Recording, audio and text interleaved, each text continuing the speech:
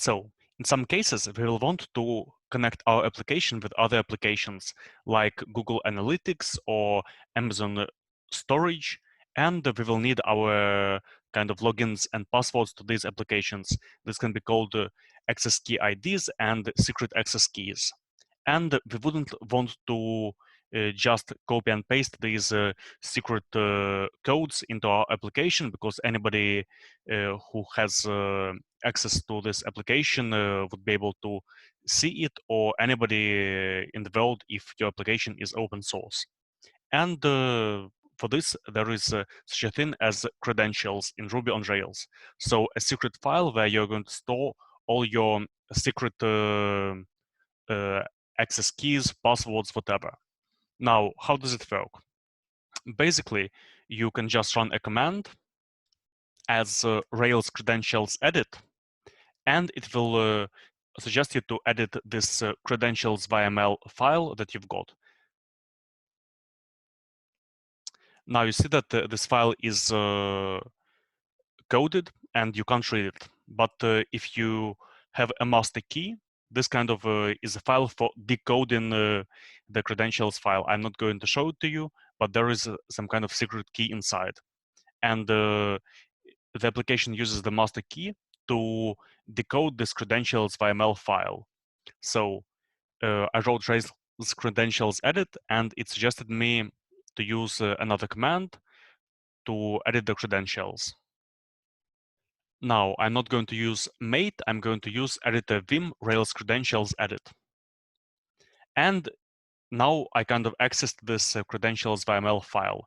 So here is the contents. Now, for editing a file like this in Vim, here are some things we need to remember. So you press I, and you see on the bottom there is an insert command. So I can make some kind of variables accessible. So I will uncomment AWS, uncomment these two things, and I can create something new, like development. So we'll have a development environment, and inside development we will have something like secret, and the secret will be hello. Okay, now I want to save this file, and how can I do it? I press escape, then this sign, WQ, and enter, and it should be saved.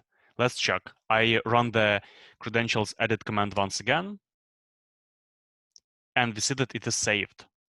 Again, now I didn't change anything, so I'm putting the sign, Q, exclamation mark. This means exit without saving, enter. Okay, now let's see how we can access these credentials. We can do it, for example, through our Rails console. Now, we remember that we had an AWS access key ID. So it would look like this: Rails application credentials dig. So we're going into this credentials file. Inside we have AWS, and there we have an access key ID. Let's press, and we see that the access key is 123x. Okay, now we also created one more credential where we have, let's look at it actually. Go to Corsego, we'll run the editor, and we see development secret hello. So we have this development secret, and the value is hello. Now we see that we nested it under AWS. So naturally, we would run such a command AWS development secret, and it would give us hello. Now, if we did not nest it under AWS, it would be separate. So we can we can run something like this. We're going to switch the console off. We're going to edit this file and put it here like this. Exit with saving. We exited with saving, and now we're going to run the console once again.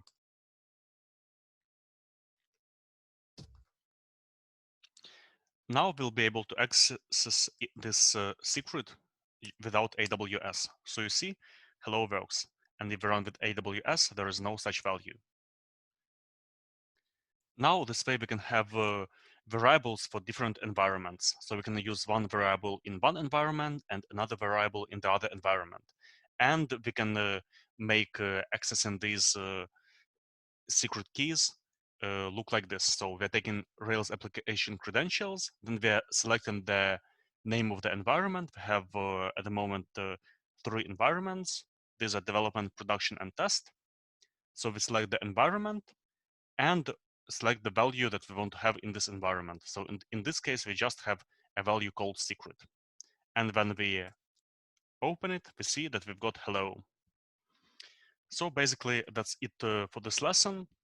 It's really easy to use credentials. You must just be able to open the Vim Rails editor, and inside you'll be able to modify this file, and you'll be able to find the credentials by running such a command that you'll be using in your files where you'll actually need these credential codes. Thank you.